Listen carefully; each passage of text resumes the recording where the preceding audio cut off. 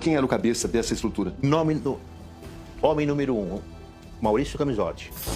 As investigações indicam que Maurício Camisotti é figura central e relevante dos descontos indevidos nos benefícios do INSS.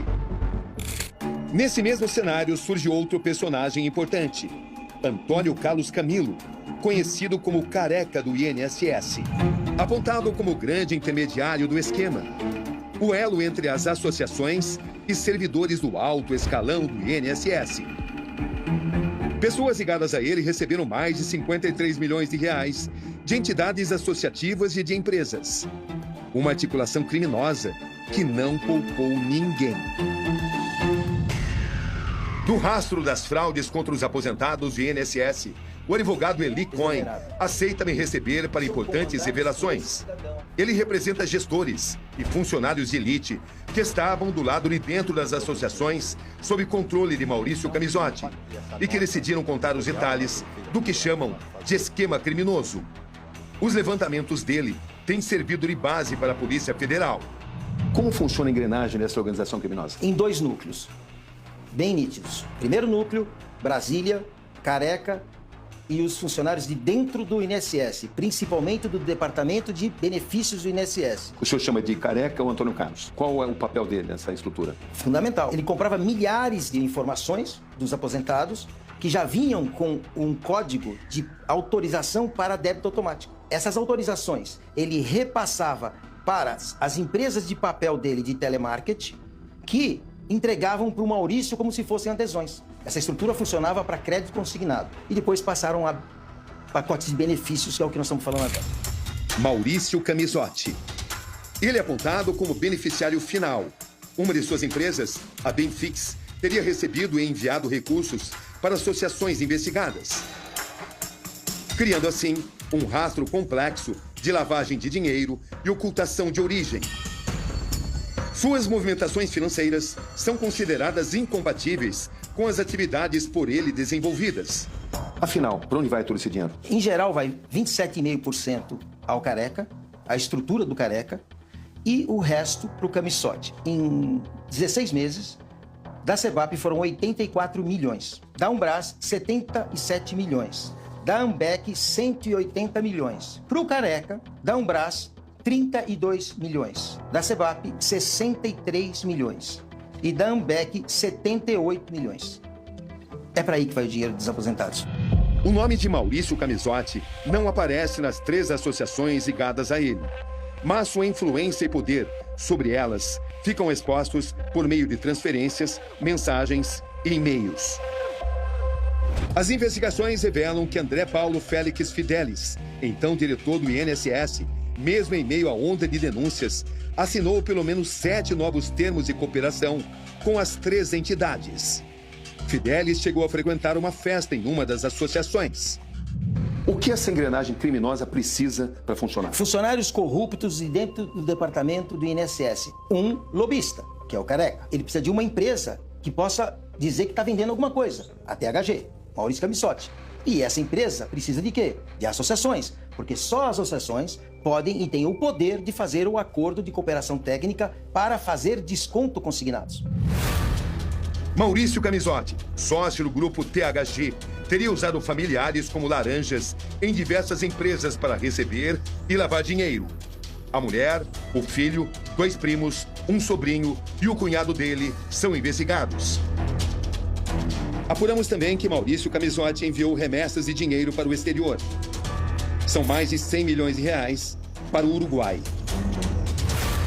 Os dados da investigação mostram que seu patrimônio oficial chega a 1 bilhão de reais. Camisotti movimentou 300 milhões somente em suas contas pessoais. O apartamento onde Camisotti vive é estimado em 28 milhões de reais. Nossa investigação avança. Para localizar Maria Inês Batista de Almeida, uma das últimas presidentes da Ambec, é preciso rodar durante horas periferia de São Paulo adentro. Estamos no Jardim Robru, bairro da Zona Leste de São Paulo. Esse é o endereço que estamos buscando, o endereço de Maria Inês Batista de Almeida, que ocupou a presidência da Ambec. Quem me atende é o marido dela, seu Vanderlei, e vem dele a informação. Precisa falar com a Maria Inês, por gentileza? Lá no Inês morreu em novembro. O que aconteceu com ela exatamente? Infarto? Ela tinha operado o coração em 2019. Ela ficou muito nervosa por causa dessa questão da MEC? Ela estava aposentada já, ela não estava mais trabalhando.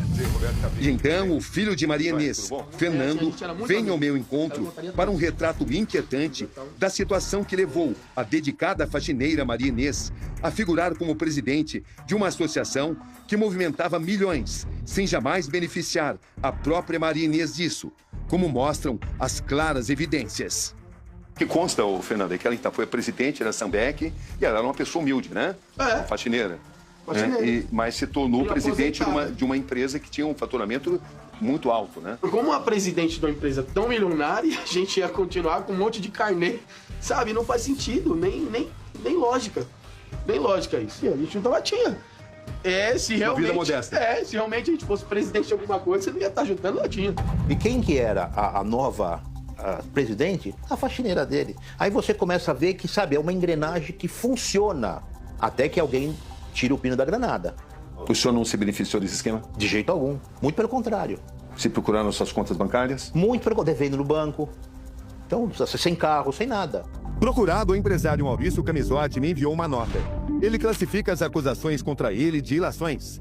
Destaca que tem 30 anos de atuação legítima na área da saúde e que não tem qualquer envolvimento com a composição e atos de diretoria das entidades acusadas.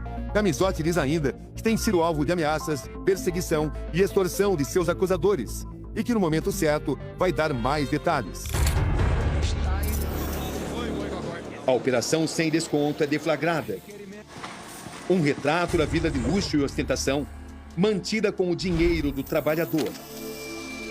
Uma história de verdadeiros assaltos contra a gente necessitada. O presidente do INSS, Alessandro Stefanuto, é demitido. Gilberto Valer Júnior assume em seu lugar. Uma relação promíscua que tínhamos, uma relação que chegou ao ponto de mala de dinheiro, de festas, de premiações. É uma relação muito próxima que o Estado não pode admitir. Os advogados de defesa de André Fidelis informaram que não tiveram acesso integral aos autos e se reservaram ao direito de não se manifestarem nesse momento. Essa também foi a escolha dos advogados Antônio Carlos Camilo Antunes, o careca do INSS. Ainda não falar. 12 associações são suspeitas de envolvimento nas fraudes. O que a gente garante é que a gente trabalha diariamente para poder evitar isso. E o que a gente pode falar é pedir desculpa e falar que a gente vai virar essa página. Procuramos as entidades citadas nesta reportagem. Todas elas se pronunciaram por meio de notas. A Ambec afirma que todas as filiações se deram por meio de uma empresa privada, mas se comprometeu a fazer o ressarcimento em dobro dos valores indevidamente descontados. Desde abril está vedada a adesão de novos contribuintes. O mesmo vale para a CEBAP, representada pelos mesmos advogados. A APB informou que teve suas atividades suspensas por medida cautelar e que espera que os fatos sejam devidamente apurados. A ABEMPREV nega a fraude e diz que quando algum erro é comprovado, a reparação é feita imediatamente. A Unsbras divulgou comunicado oficial em seu site. A associação informa que acompanha com atenção os desdobramentos recentes e reitera o compromisso com a ética, a legalidade e a clareza na prestação de informações. A APB informou que teve suas atividades suspensas por medida cautelar e que espera que os fatos sejam devidamente apurados. A ABEMPREV nega a fraude e diz que quando algum erro é comprovado, a reparação é feita imediatamente. Enquanto as investigações avançam, um país está à espera de respostas. Uma nação de desassistidos, de enganados, de injustiçados e de esquecidos. A senhora acredita que vai reaver esse dinheiro?